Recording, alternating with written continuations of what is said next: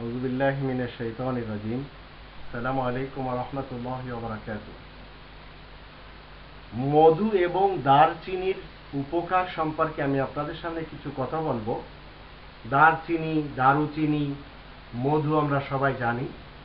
এই দারচিনির বা দারুচিনির যে গুঁড়া এবং মধু, এই দুটি যদি আমরা একসঙ্গে মিলিয়ে সেবন করতে পারি তাহলে তাতে আমরা অনেক উপকার পাবো। প্রথমে আমরা কোরআন থেকে জানব। কোরআনের 16 নম্বর সূরা আন-নাহলের 67, 68 এবং 69 আয়াতে আল্লাহ বলেন, ওয়ামিন সামারাতিন নাখিলি ওয়াল আনাব তাত্তাখিযুনা মিনহু সাকারান ওয়া রিজকান হাসানা ইন্না ফি যালিকা লাআয়াতান লিকওমিন ইয়াকিলুন ওয়া আওহা রাব্বুকা ইলান নাহলি আন ইত্তাখিযি মিনাল জিবালি বুয়ুতান ওয়া মিনাশ শাজারি ওয়া মিম্মা ইয়ারিশুন সুম্মা কুলি মিন কুল্লি সামারাত ফাসলুকি সুবুলা রাব্বিকি যুলুলা ইয়াখরুজু মিন বুতুনিহা শারাবুন মুখতালিফুন আলওয়ানুহু ফীহি শিফাউন লিন-নাস ইন্না ফী যালিকা লাআয়াতান লিকওমিন ইয়াতাফাক্কারুন। এই তিনটি আয়াতে আল্লাহ রাব্বুল আলামিন বলেন, আল্লাহ যে সমস্ত জিনিস তৈরি করেছেন, যত ফলমূল বলেন, যত খাদ্যদ্রব্য বলেন, আল্লাহ বলেন এসব দিয়ে তোমরা কখনো মিষ্টান্ন তৈরি করো, যা খুব উত্তম রুজি হিসেবে তোমাদেরকে দেওয়া হয়েছে।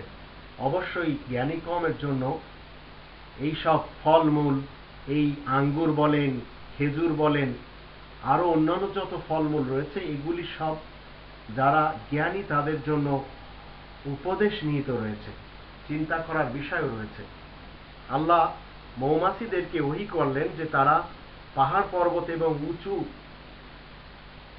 জায়গাতে তারা চাক বানাবে আর প্রত্যেকটি ফলমূল থেকে তারা চুষে আনবে, তারপর তারা তাদের পেটের মাধ্যম দিয়ে সেখানে ঢুকিয়ে রাখবে।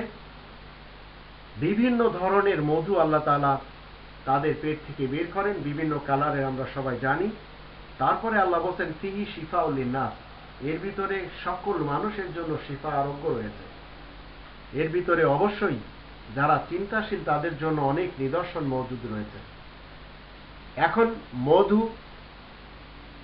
আপনি 2 চামচ মধু নেবেন এবং 1 চামচ দারুচিনির গুঁড়া নেবেন।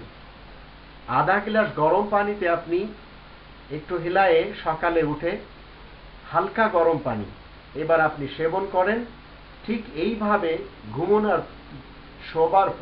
ঘুমানোর পূর্বে আপনি যদি দৈনিক খেতে পারেন তাহলে ক্যান্সার প্রতিরোধের জন্য এই কাজ করবে।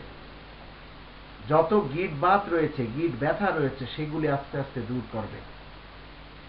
যারা বেশি ওজনের লোক, আস্তে আস্তে তাদের ওজন কম করবে, সংক্রামক থেকে বাঁচার সহযোগিতা করবে। এভাবে একের পর এক কোরআনে আল্লাহ বলেন ফীহি শিফাউল লিন-নাস, মানব সমাজের জন্য এর ভিতরে আল্লাহ শিফা রেখে দিয়েছেন। তো আমরা কেন ব্যবহার করব না? মধু আমাদের জীবনের সাথে সব সময় সম্পর্ক রাখতে হবে, আমাদেরকে সেবন করতে হবে। তো মধু এবং দারুচিনির উপকার এই, যদি আমি দৈনিক সেবন করতে পারি।